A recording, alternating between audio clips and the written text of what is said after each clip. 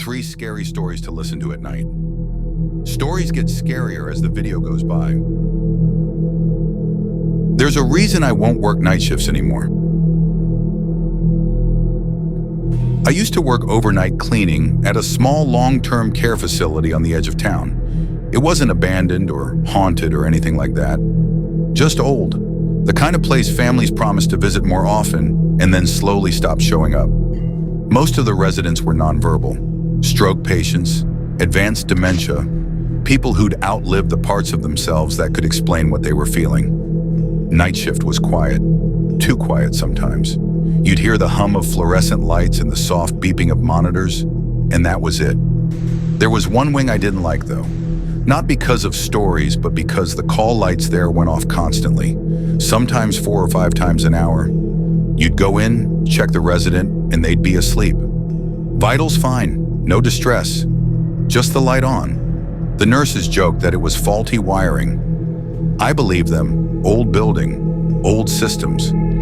One night I was cleaning the hallway when I heard someone talking inside room 214. A woman's voice, low and strained, like she hadn't used it in a while. That stopped me, because the resident in that room had lost the ability to speak months earlier. I'd been there when the speech therapist signed off. I knocked, no response. I opened the door. The woman was sitting upright in bed, staring at the wall. Her mouth was moving, but she wasn't making sound anymore. The moment she noticed me, she stopped. Her call light was on. I asked if she needed help. She didn't look at me. She just shook her head slowly. I turned the light off and left, telling myself I'd imagined the voice. After that, I started noticing patterns. Call lights in that wing almost always turned on at the same time every night. 2:17 a.m., sometimes a few minutes off, but always close. And when they did, more than one room would light up. I checked the logs. No medication rounds at that time. No vitals scheduled. Nothing that explained it. One night I stayed in the hallway when the lights went on instead of going room to room. I wanted to see if they'd shut off on their own. That's when I heard it. Not talking. Breathing. It wasn't coming from one room. It was coming from the hallway itself. Shallow, uneven breaths, overlapping, like several people trying to breathe through the same lungs. I pushed open the door to one of the rooms. The resident was awake, eyes wide open, staring directly at me. Tears were running down the sides of her face into her hair. Her call light was on. I asked what was wrong. She grabbed my wrist with more strength than she should have had and mouthed something at me. I leaned closer to hear, even though I knew she couldn't speak. She whispered, clear as day, "They don't stop." I pulled away so hard I almost fell backward. The next morning I asked a nurse about it. She went quiet. Then she asked me not to repeat it. She told me that years ago, before I worked there, they'd experimented with a new overnight monitoring system, audio sensors in the rooms, supposed to detect distress in nonverbal patients by changes in breathing. It didn't work right. The system picked up everything, every gasp, every wet breath, every final moment when someone stopped breathing for good, and it stored it. They shut it down after complaints about noise issues. The hardware was never fully removed. Too expensive.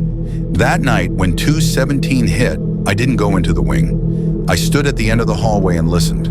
The breathing started again, louder this time, clearer, and underneath it, faint and desperate, voices trying to push through ruined lungs.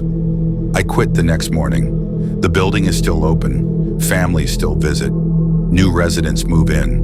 But sometimes late at night, I drive past and see call lights flashing in empty rooms. All at once.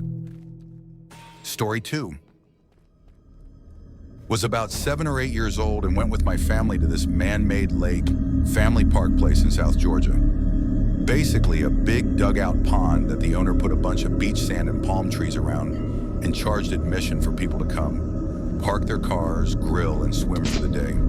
Also had a big, unsafe as hell water side that kids got hurt on. So where my family would park was in front of this little island that was a clump of sand about 30 yards off the shoreline. I was not the best swimmer, but the depth was just above my head, so I could bob up and down and bounce out to this island. Bouncing out to that little island one day, we were there. My foot came down onto what felt like a face, felt what was a nose on my toe. The thing I remember is the feeling of hair flowing between my toes, that feeling of fine hair waving in water. I freaked out and for the longest time just sat on the shore, was a little kid, and did not think of anything about it. I can still remember the scared parents going around yelling this kid's name, asking if anyone had seen this little boy. They pulled his body from under the water right in front of that island. I'm 47 now and can still remember the feeling of that hair between my toes. Story 3. True story time. I was about 4 or 5 years old and my parents had just separated. My mom was living in a 2-bedroom apartment. I had my own room, but I preferred to sleep in her bed whenever I was staying with her. Our 2 bedrooms were at the end of a hallway, directly across from each other. Our apartment was on the 1st floor, and I remember that it was in the middle of the summer, and my mom had a window open her room, which was directly behind the bed, above the headboard. Anyways, I woke up in the middle of the night and remember sitting up and seeing that our cat was sitting in the doorframe of my mom's room. Her door was open, and you could partially see into my bedroom. This was strange because our cat was typically always in bed with us.